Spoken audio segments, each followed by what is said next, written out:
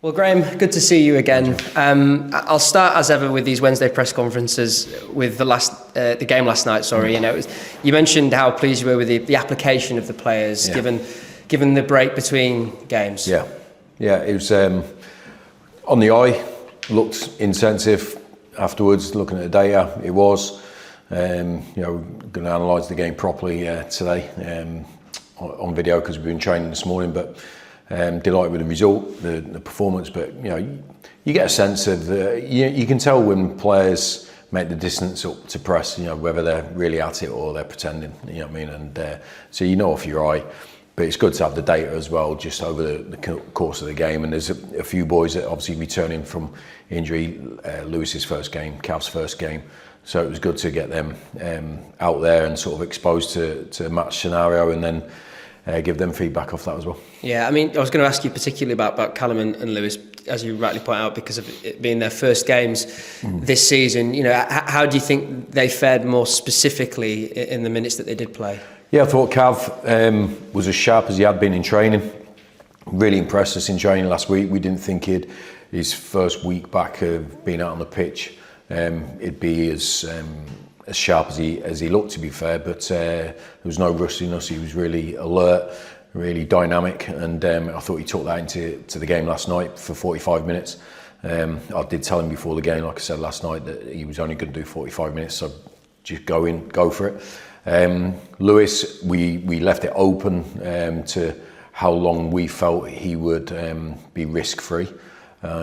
So we're looking at the data, we were looking at the time and the game and so forth, and when unfortunately the break in the game, we were going to leave it a few more minutes, but because of the break in the game to the unfortunate injury to the Everton player, you thought him not doing anything for 10 minutes and then starting again would be a bit of a risk. So, but I've just had a chat with him there about 20 minutes ago. There's a bit more to come from Lewis on the intense side. His high speed stuff was a little bit low for our liking, but as I said to him, it's understandable being his first game back for such a long time, that he had other things on his mind about doing the right things in possession, on the ball, not re-injure. So there's a process that the players that are coming back from injury have to go through to get their confidence really, and I think it would have been a big step forward for Lewis last night.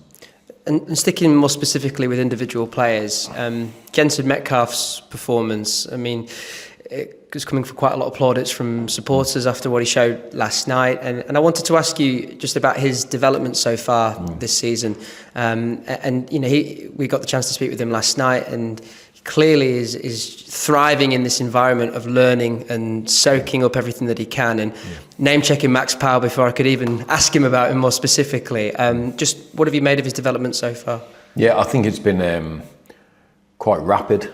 I think, and listen, we were taking a very good player already. We'd seen that in his performances last season. He was at a top club, Everton, and stuff, and spoke to people there about him. So we knew he was a good footballer, but progressing, playing at a level he hasn't played before, competing against players on an even keel, and having to establish himself. I think it was important, and I think it's important for all players, but certainly young players, about understanding the game and learning the scenarios in the game. I'll give an example to him. I think I spoke about it a couple of weeks ago when he came on at Cardiff, and he just played football. He didn't actually understand or didn't take into account the stage of the game, the score line, the time, all that sort of thing. You played, and I can understand it when you're a bit frustrated not playing all the time. You just want to go and express yourself and everything. But I thought, after having a chat with him that week, and then he came on at home against Blackpool, and then just played exactly what was required for that game. And in the space of a week and just one conversation, a couple of clips, he took it all in and took it into the game. So that shows me that he's a really intelligent footballer, but he's humble enough to go, well, I need to do this for this team and be in this team and help my teammates. So that's a big part of being a footballer, is being part of a team game and not just doing what suits you, actually what suits the team. Yeah.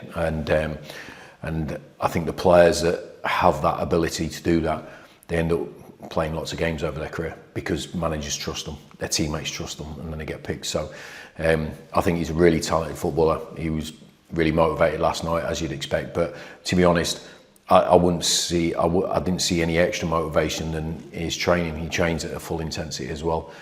So he's got a really bright future. I really enjoy working with him. He is intense. He's really ambitious. But I think he's enjoying himself here. I think he just wants a few more minutes probably. Yeah, I thought it was interesting when we did speak with him that he did name check Max Power and he did bring him up as an influence. Yeah. I suspected that might be the case, but to hear him say it without even asking him suggested that clearly Max is having an influence on him. I don't think he's just having an influence on Jensen, to be honest. I think I spoke last night about Lewis doing extras. He's in the gym at 7:30 in the morning, and guess who he's following? Max Power. So I used him. I was having a conversation with Lewis 2.5 weeks ago in my office, and Max just popped in to ask me a question, and he popped back out, and me and Lewis were discussing how to be a proper pro and maximise what you put in. I said, why don't you just follow him? I go and speak to him and start following his example. And he's in the gym with him in the mornings, a full session before he trains. So it's great for me as the manager to be able to use any player, and it's not just the captain, it's not just Max. There's other players that I can use as examples in different scenarios to help and educate other players. But I value those players a lot, and it makes my job easier, to be honest, because it's a living, breathing example of what I'm talking about. Yeah, you'll have known what you were getting with Max Power when you signed him, and that character that you've spoken about there. But has he even surprised you as to the level in which he operates and what you were getting? No, well, I sort of got that impression when I sat down with him when I first met him. Obviously been aware of Max for a long time because he played a lot of games, but never come across him as in managing or playing against him, I don't think, when he was young. But I knew a good friend of mine was his manager at Tranmere for a little while and spoke about his enthusiasm back then when he was a young player, and other people we spoke to that's managed him or coached him in the meantime really positive about his nature, his enthusiasm. But it came across in my meeting with him, just felt really enthused by it and alive, and thinking this is a bit of me, this, and a bit of us as a club and as a team, and this is what I want us to become and continue to be. So I wouldn't say surprised. I think I'm been really pleased that all the positive things that we heard were absolutely bang on and true. So that's the thing. He's all in all the time, and I like that sort of extremism. I like it. I think it's there's no doubt. Yeah. It's like I'm going for it, and whatever he gets out of it, he's certainly put in tenfold to get those rewards. Yeah. From a wider standpoint, I wanted to ask you about the goals that you scored this season, or more specifically, the amount of goals that you've scored this season. 5 more last night, but I think prior to the international break of games, which obviously you didn't feature in, I think you ranked top in League One for XG so far this season. That might have changed since those round of games have taken place, but we spoke a lot at the start of the season about the out-of-possession work that you've done as a team, and I know you said you were working on the in-possession stuff, and I think the Huddersfield game, there was a great goal in that was a real illustration of it. What have you seen from your in-possession work that's pleased you, and what have you been working on to, I suppose, create the volume of goals that you've been scoring at a consistent rate? The biggest thing for me is the ambition, the willingness to fail, the willingness to go for a shot, to try and take somebody on, to play 1-2, try and get the other side of the opponent, cross the ball, get into goal scoring areas. All the things that you have to be prepared to fail at and be exposed to failure. They're not scared of that. they commit to it, and that's where the risk reward is, and there's big reward if you're willing to take the risk. Yeah. So we implement that all the time. We talk about it, and we make sure we never sort of admonish a player for being ambitious, because if you start that, then it's counterproductive. You're saying one thing but you mean another. Yeah. So we believe in giving them freedom to make mistakes with the right mindset behind it. That's the thing.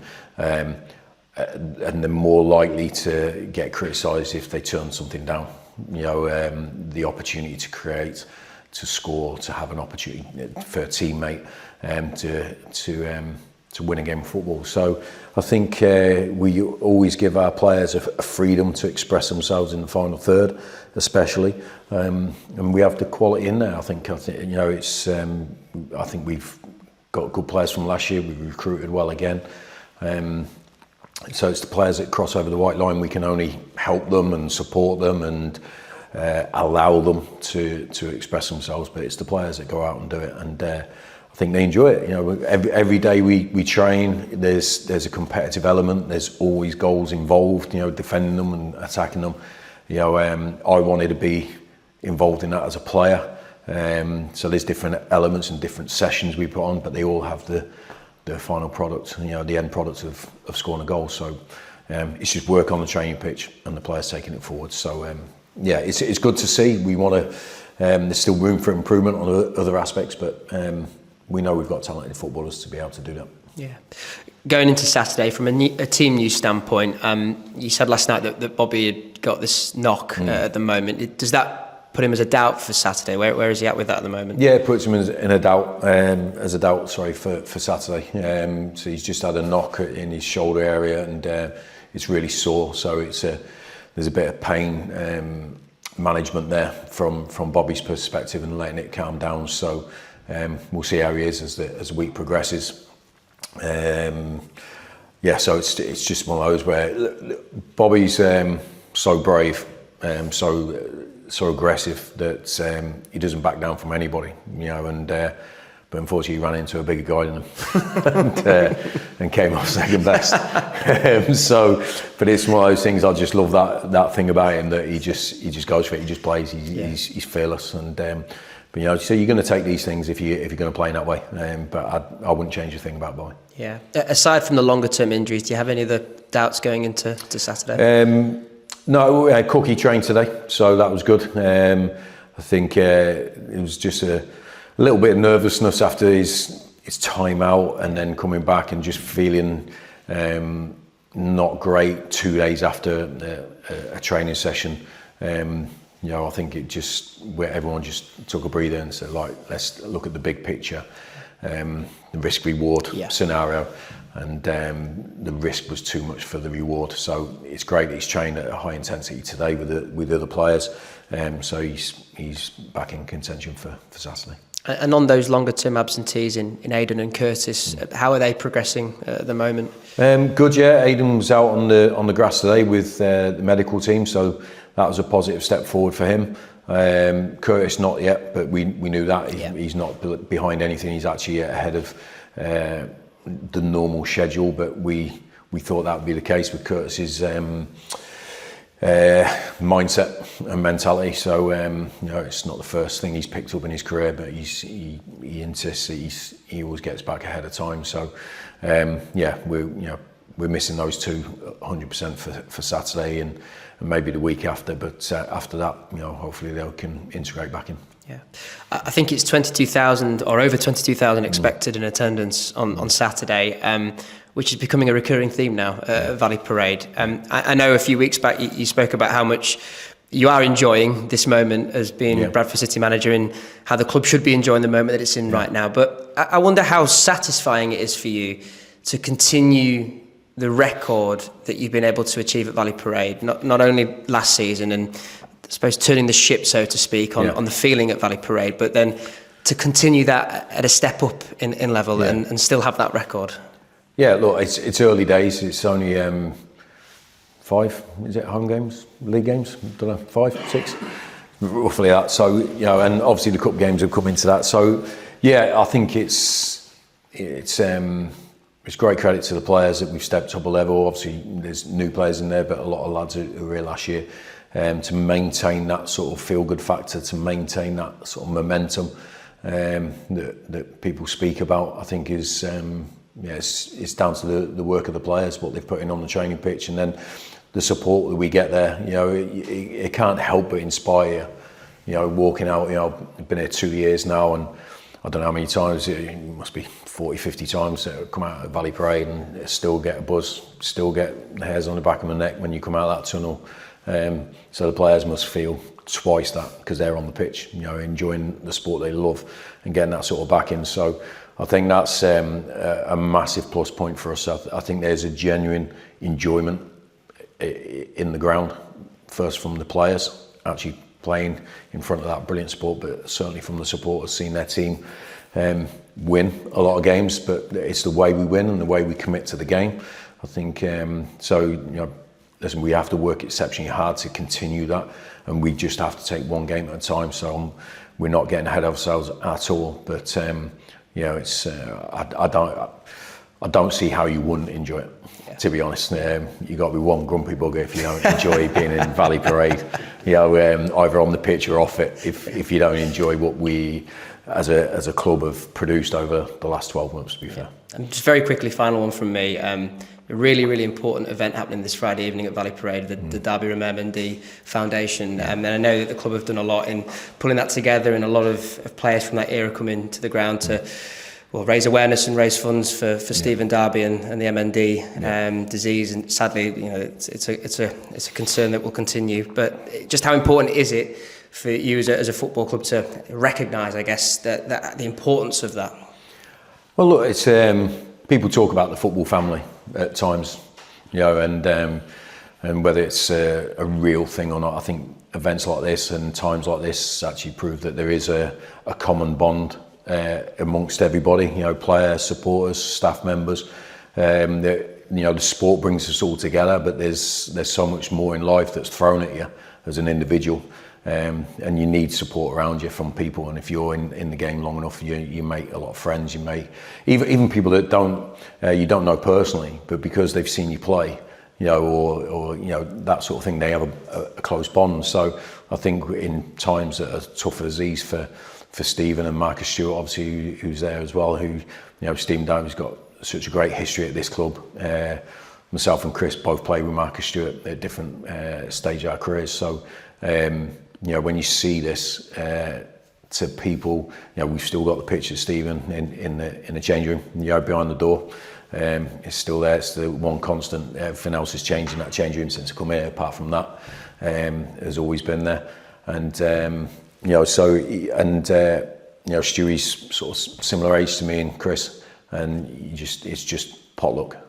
You know what I mean? So it's potluck. So you've got to have an appreciation of life, because when you see things like this, it's so valuable, and it's great that people are coming together to make awareness of it and try and raise funds for it as well. And hopefully one day there'll be a cure, because it's a devastating disease, as people have seen.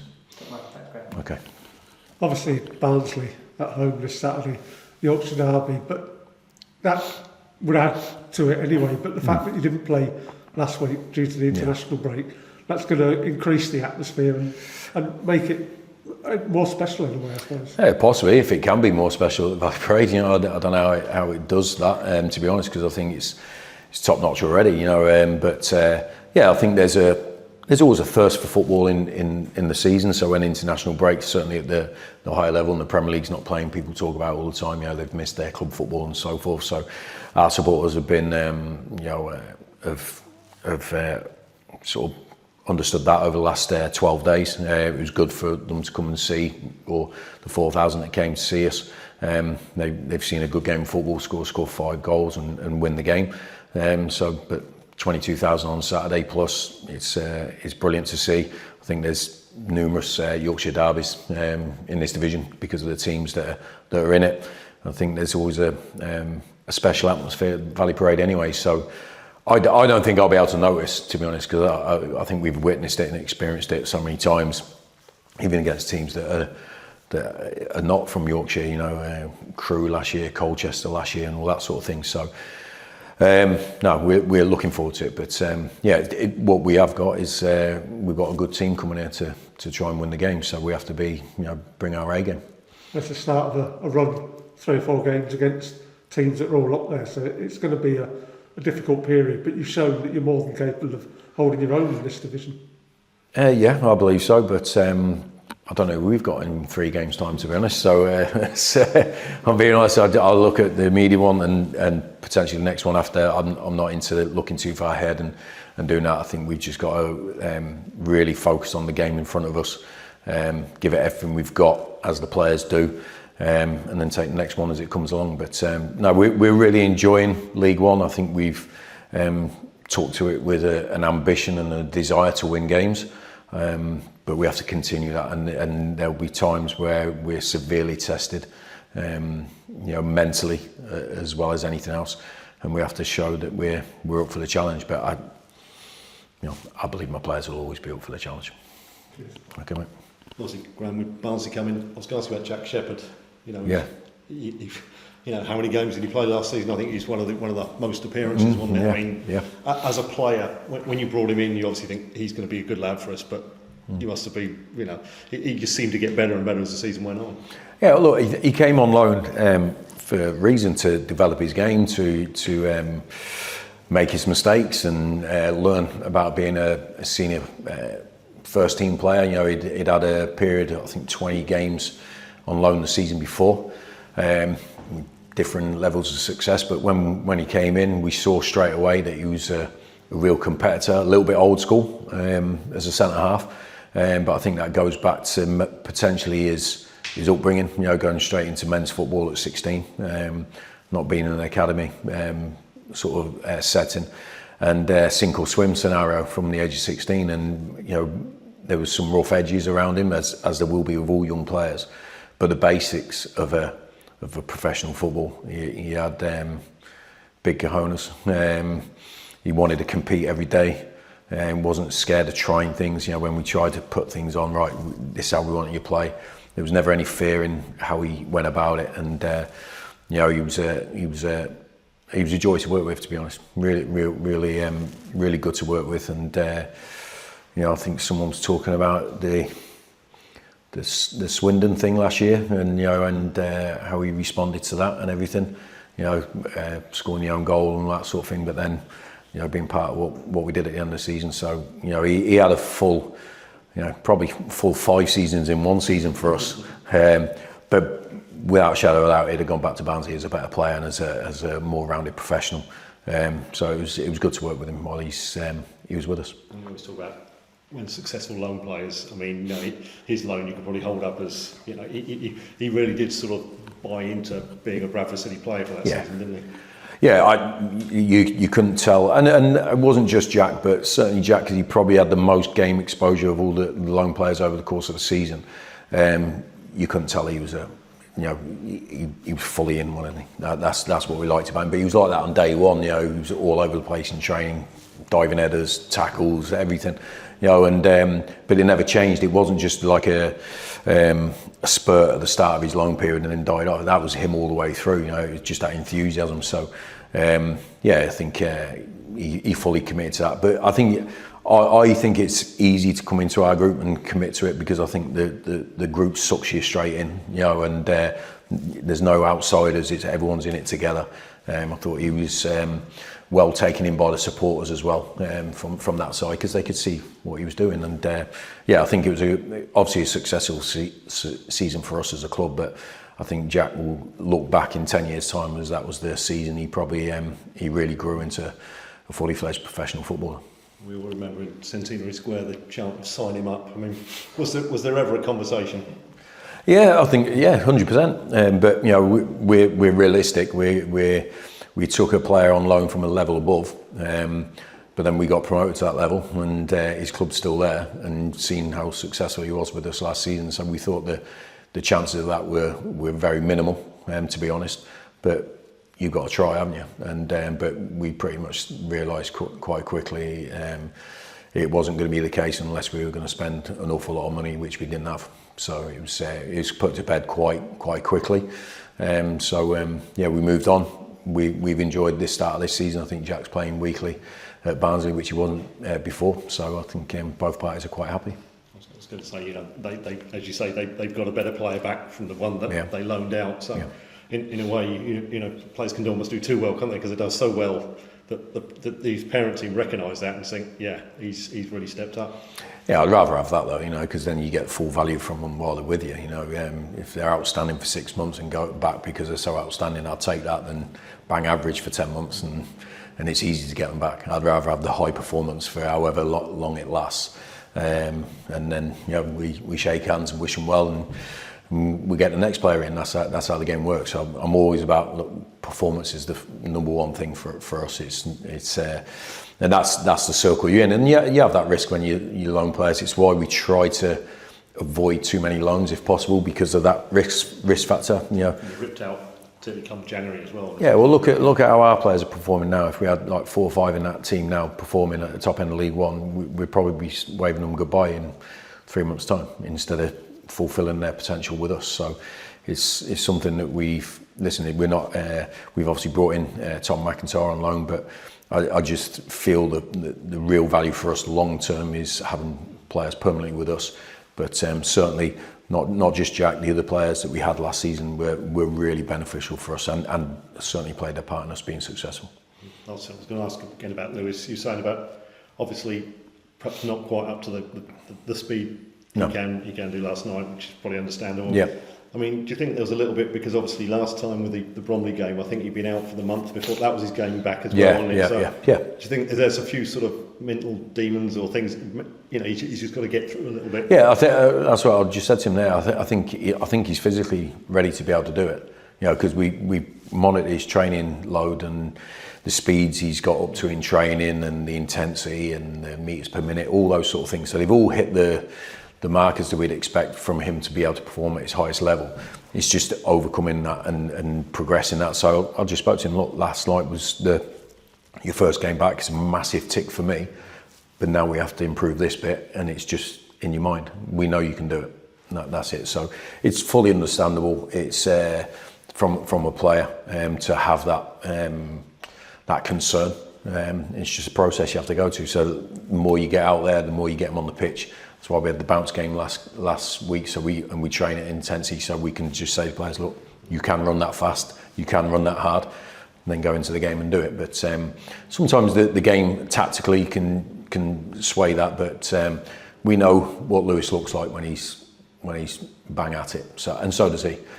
So he's made great strides in the last 2 or 3 weeks in understanding the challenge that he's got, but committing to it. And that's I've been really impressed with Lewis in the last 2 or 3 weeks.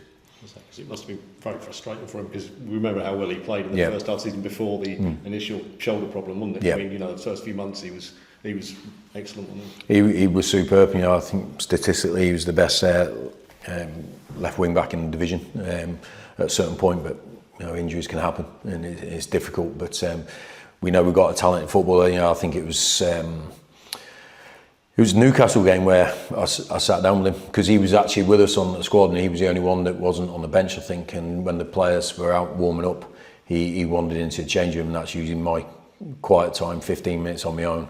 And he came in and I sort of jumped at him really and just said, you should be out on that pitch tonight. You need to start pushing yourself to you should be on this pitch tonight playing against Newcastle in front of 50-odd thousand, because he's good enough. He just needed a kick of basically to come on. You can't wait forever.